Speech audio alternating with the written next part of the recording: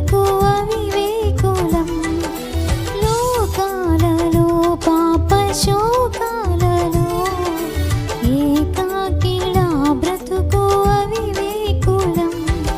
క్షేమ హృదయ సహనాలు సమపాలుగా, క్షేమ హృదయ సహనాలు సమపాలు, ప్రేమానురాగాలు స్థిరహాస్తిగా, ప్రేమానురాగాలు స్థిరహాస్తిగా.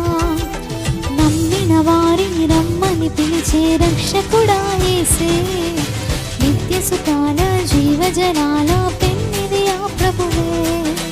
నమ్మిన వారిని రమ్మని పిలిచే రక్షకుడా యేసే, నిత్య సుఖాల జీవజలాల